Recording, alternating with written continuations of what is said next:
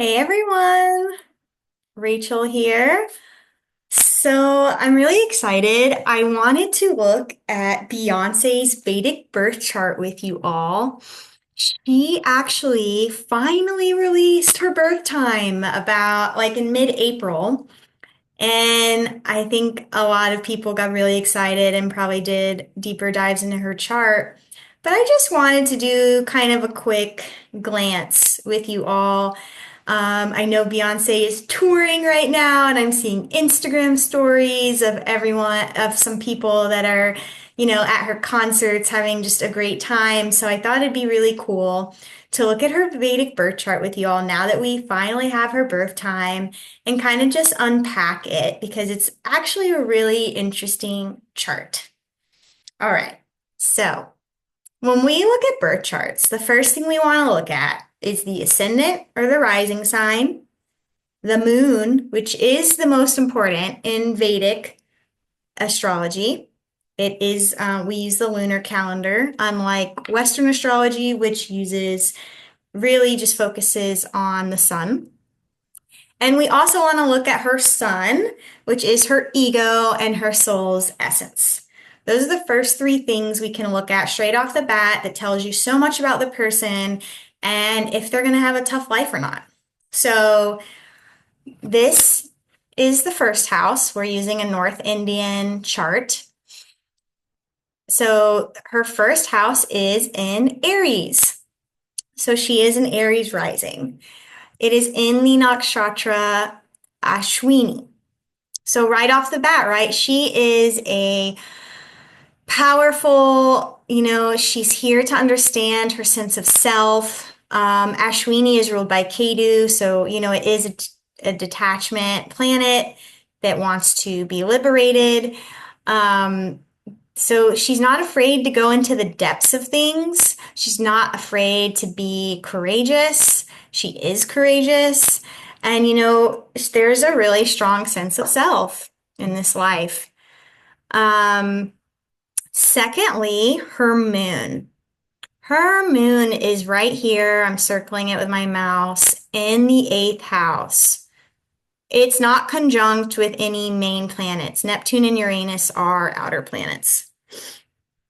So, first of all, moon in Scorpio at 3 degrees is in its full debilitation.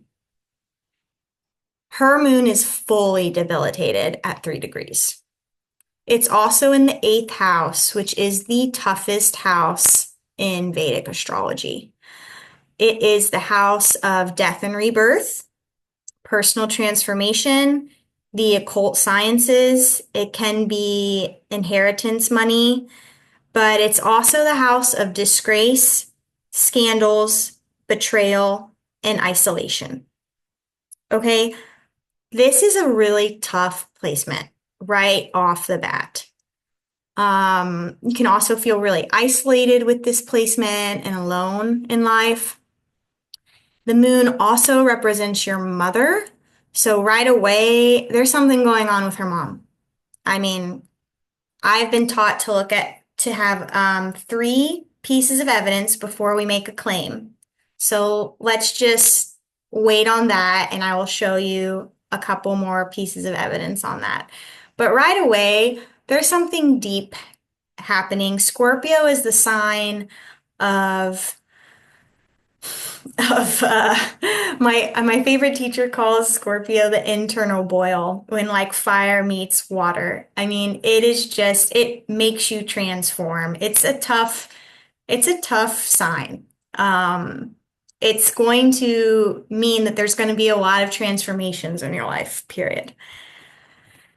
Let's look at her sun.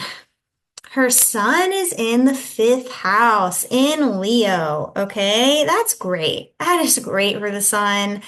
It's in Purva Nakshatra, which, okay, first of all, the fifth house is the house of entertainment, of your creative projects, your children.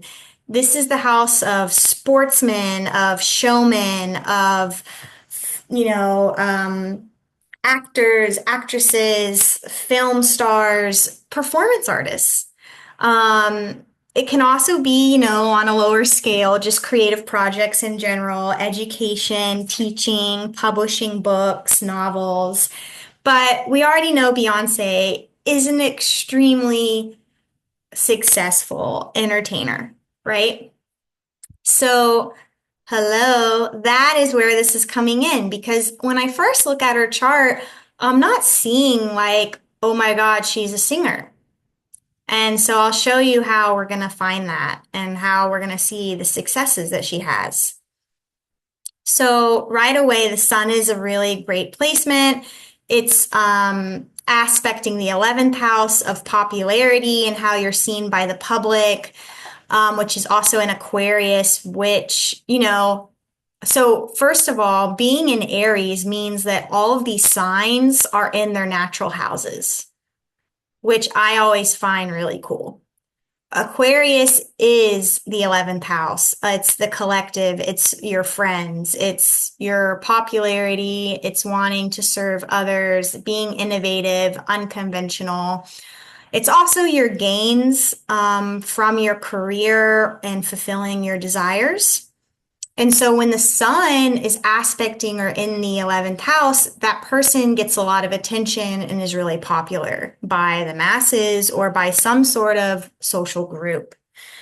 This is also, a good placement for, she's going to have a strong child, um, which I'm not going to talk about too much because I'm not here to talk about her children. It also, shows there is a very strong father. The sun also represents your father. So the father in her life is very strong. Um, I'm going to get to those issues in a moment. So the next thing I want to just point out is this stellium in Virgo in the sixth house. Whoa! She's got her BP, her Brigu Bindu point, which is where she gets her blessings.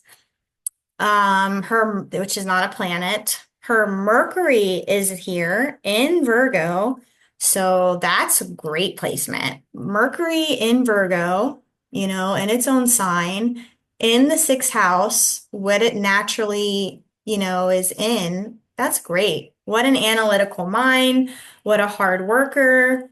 Um, it's just she's a smart cookie and she knows how to serve others.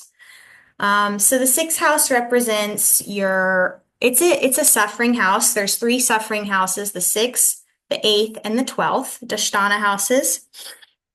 The sixth represents challenges and obstacles.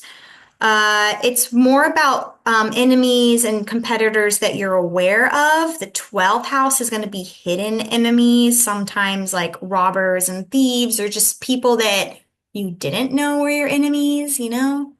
Um, and the eighth house has to do more with betrayal, scandals, um, isolation, that sort of thing.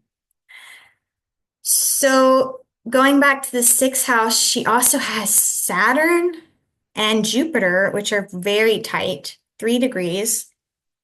So that's really interesting. I have a teacher who says that when Saturn and Jupiter are conjunct or opposing, these people have a tendency to change the world in some way.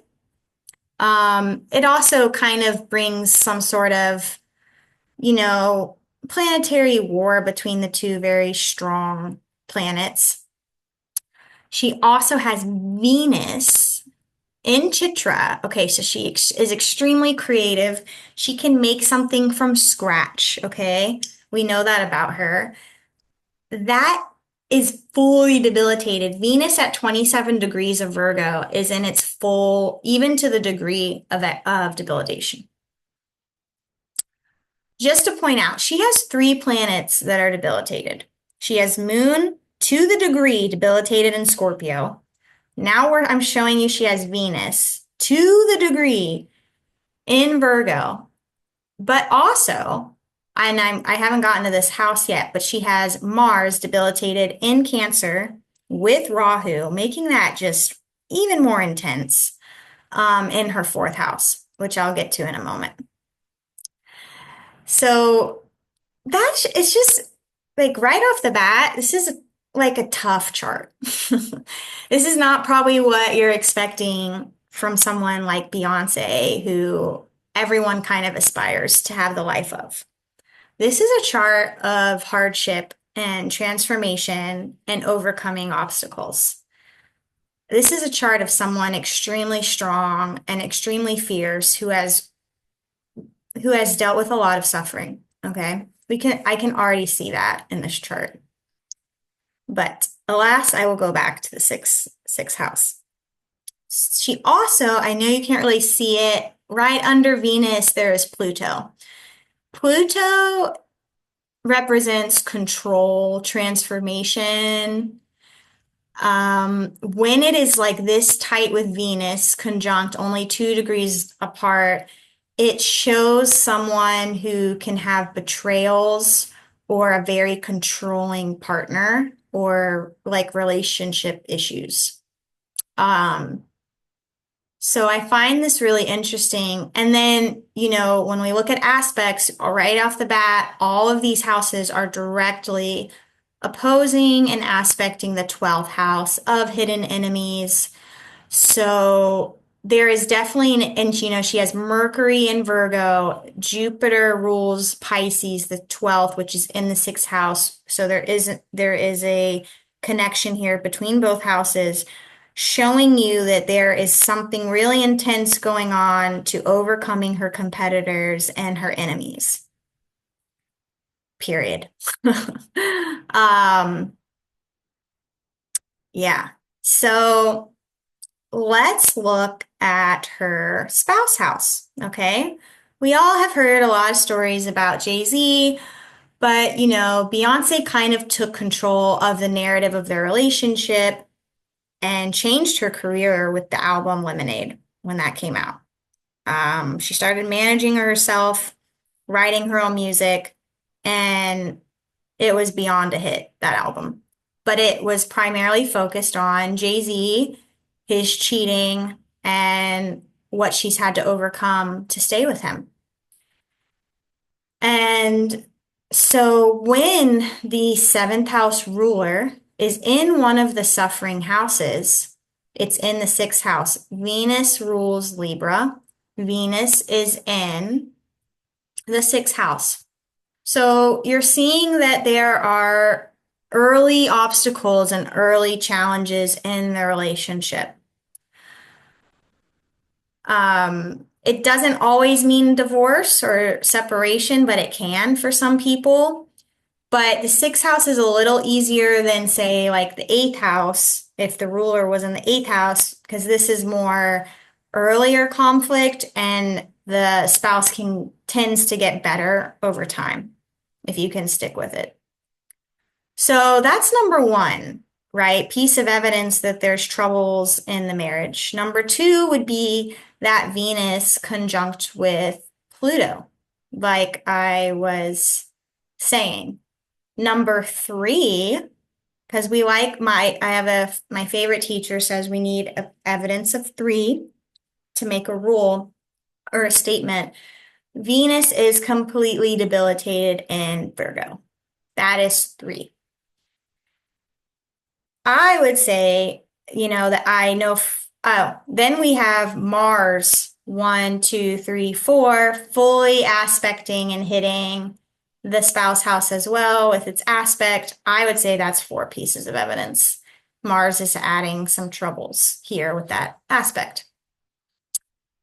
So very interesting, very validating there. I was going to say that I would take it a little further and say, right, that her moon in the 8th also is revealing her issues with scandals and betrayals, being humiliated. A lot of that has to do with her marriage to Jay-Z, and she's had just a lot of disgrace with that, and that she's had to overcome.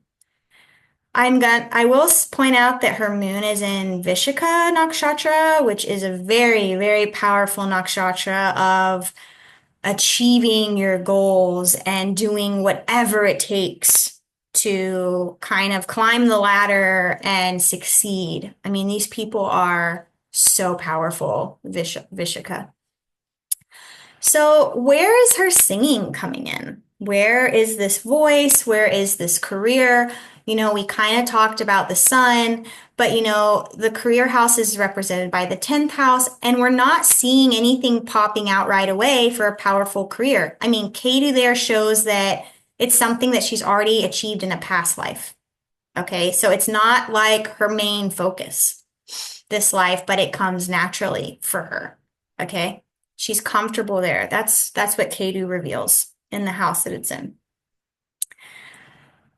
But when you look back at the moon, sure, it's debilitated in Scorpio, but it is fully aspecting in opposition the second house. The second house is the house of your voice, okay, of writing, speaking, what you put in your mouth. Moon is fully exalted at 3 degrees in Taurus. This is her beautiful voice. Her voice is a powerhouse. And of course, you don't see this right away by looking at the chart, but charts are really all about aspects, not just planets and houses. So the moon is fully aspecting in Taurus, which is giving her that magnificent voice. And there's money to be made from the voice shown with that connection. So another thing that we want to look at when we see all these planets together, conjunct means that there are houses that are connected. So really creative types have a connection usually between the second or the third or the fifth.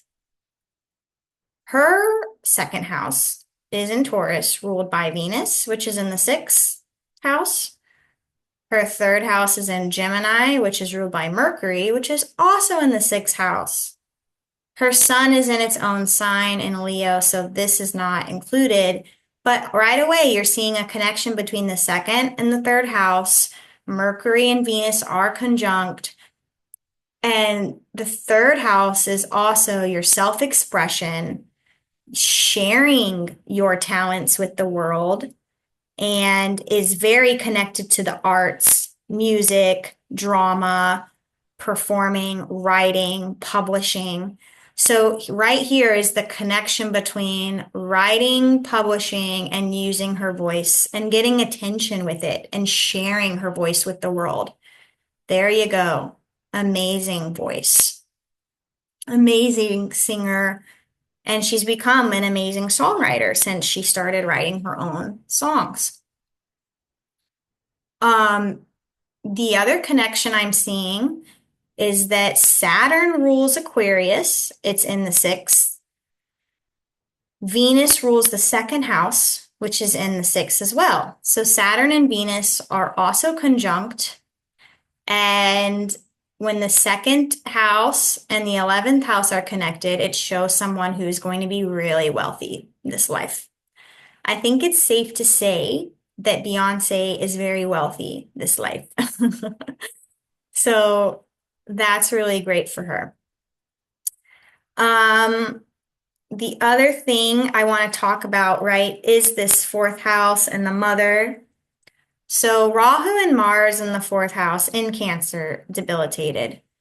There's something really, Rahu is the shadow planet. It shows what her soul wants to achieve this life. So her soul wants to take on the qualities of Cancer, nurturing, emotional, nourishing. It's in the 4th house. She's very connected to her mother, to wanting a good relationship with her mother, which we do know she has, or she says she has. They seem close online. We never know, right, anything for certain. But this is what we have been shown.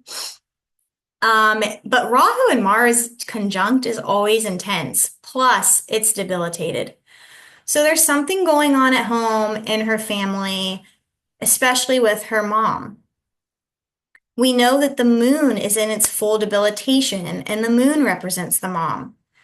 this is already, an evidence of, so Mars in the fourth, something might be going on. The ruler of the fourth is in the eighth house of suffering. Two, Moon is debilitated to the degree. Three, Mars is with Rahu. Four. So there, her mother we know has had a really tough life. Her father has been, blamed for a lot of it.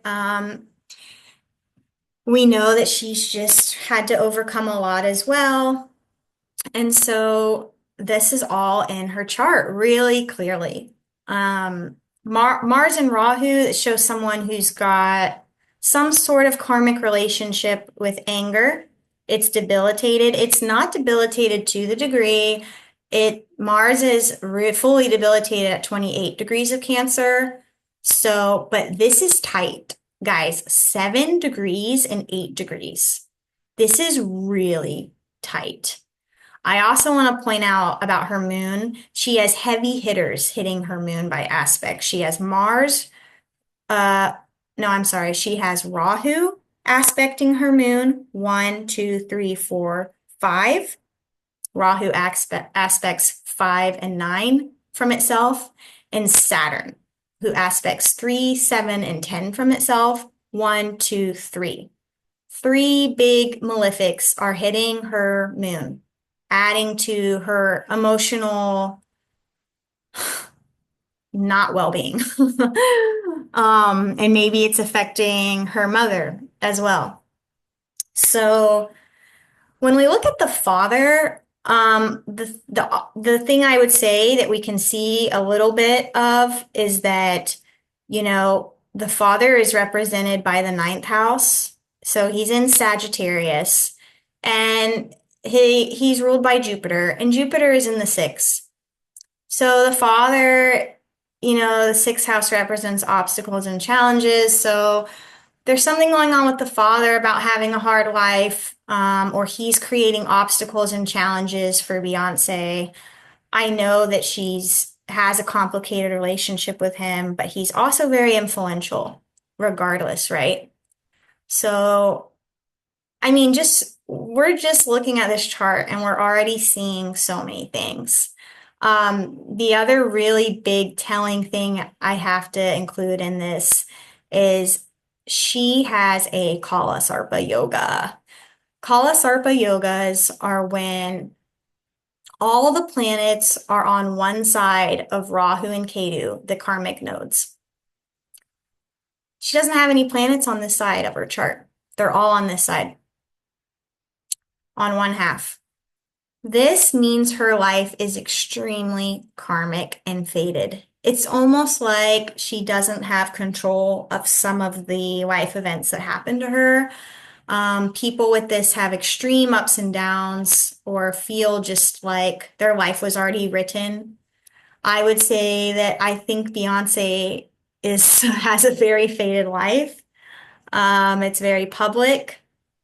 I think what's really interesting is this connection that she does have to service. So the 10th house, it's influenced by the sixth. It's influenced by some sort of service to others, overcoming obstacles. That's not exactly what I was expecting for someone with her career, as an entertainer. So, I think she really wants to serve and help others. I think there's a part of me that wants to say that's how she sees her career is of service to the collective in some way with her singing and her albums and her music. Um, you know, Sometimes when you see this is the, house of gains and friends and popular and social circles, it's in the sixth house. It's in, Saturn rules Aquarius. It's in the sixth house. There's obstacles, maybe some enemies, friends that she thought were friends are actually competitors. She's had that a lot in life, right? There's been some breakups with Destiny's Child. She's still really close to Michelle and Kelly.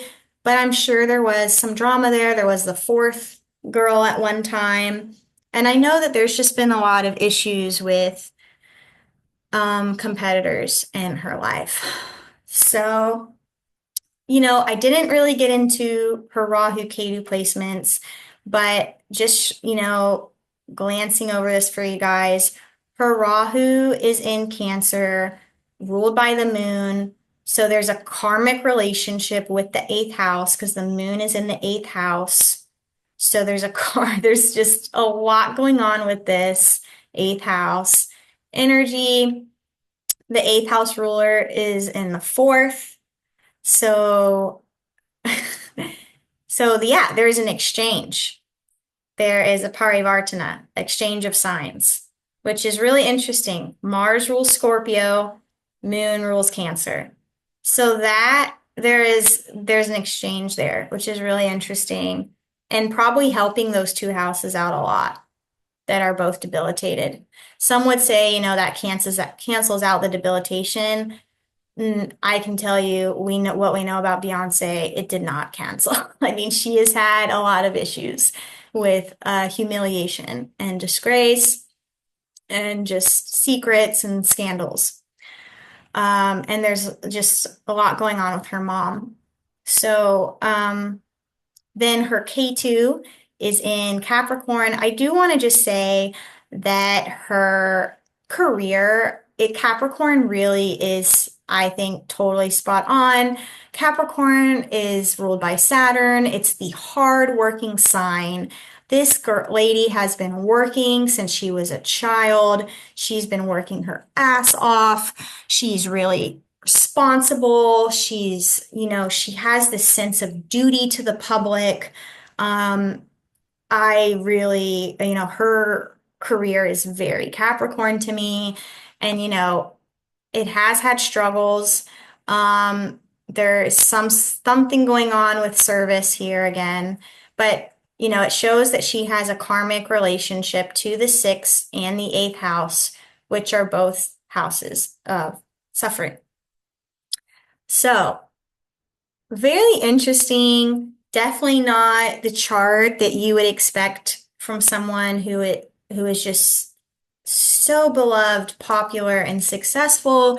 This is a chart of hardship, of karma, of overcoming enemies and challenges, having tough relationships. I will say that, in her spouse house, it's Scorpio in the seventh and Mars is in the fifth. So it's a past life credit with Jay-Z. This is a karmic relationship and and there's a lot of blessings through children, with Jay-Z, which I think she would agree with as well. For those of you who are really attached to her being Libra rising, there is another chart that I find that works really well. This is called a Bhava chart. I learned this from the great Vedic astrologer James Braha, and it's really worked for me.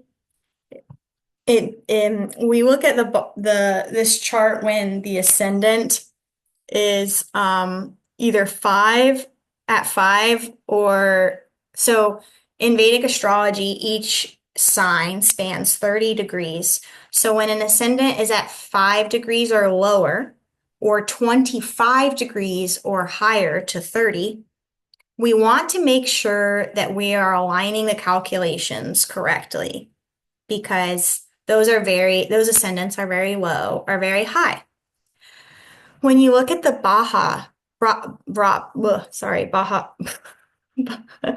Bhava chart, her Venus is Mula Trikna in its own sign in Libra in a Kendra house. This is really helping her relationship with Jay-Z, Venus in Libra. Pluto is staying with Venus, showing that there are control or betrayal issues still. But it's moved from, the sixth house to the seventh, and it's directly aspecting her ascendant.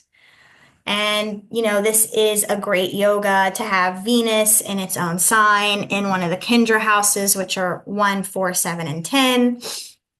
So this would be her connection to Libra, her connection to being creative and artist, defined by her relationships. It's all aspecting her ascendant.